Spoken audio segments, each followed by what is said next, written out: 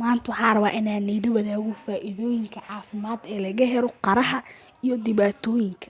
Haddaan ku hormaro dhibaatooyinka laga helo qaraha waxaa ka mid ah koow inuu qofka soo daadacdo.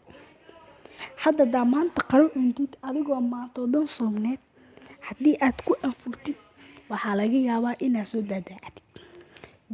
Daacitaanka waxaa ka daran in aad ku dibirtid caloosh inay ku weynaato dibiryo wax la yiraahdo ay kugu dhacdo.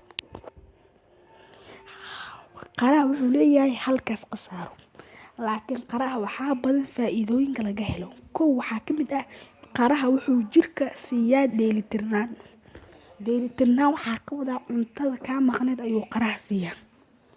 Waa koow qaraha wuxuu siiyaa jirkeena dheelitirnaan.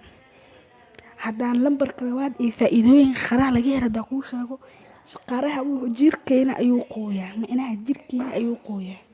Waa lambar labo qaraha jirkeena ayuu qooyaa.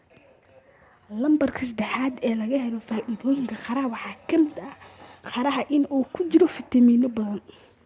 Waxaa ku jiro qaraha fitamiin A iyo fitamiin B iyo fitamiin C wuxuuna faa'iido u yahay dad badan ee adduunka ku nool. Lambarka afraad ee laga helo faa'iidooyinka qaraha waxaa ka mid ah in dadka dhiig la'aanta hayso uu qaraha u fiican yahay. Dadka dhiig la'aanta hayso in uu qaraha u fiican yahay. Halkaas ayaa faa'iidooyinka qaraha ka mid ah. Fadlan muuqaalkan hadaa ka heshay like saar maxaa yeelay waxay noo tahay faa'iido. Muuqaalkan like saar kusoo dhawaad YouTube channel-keena Somali Tijaabo 1 wehelkaada ka dhigo maalin walba muuqaal cusub. Maalmahan waa maqneed wax yariis aan maqneed laakiin waa soo laabanay. Fadlan subscribe saaro.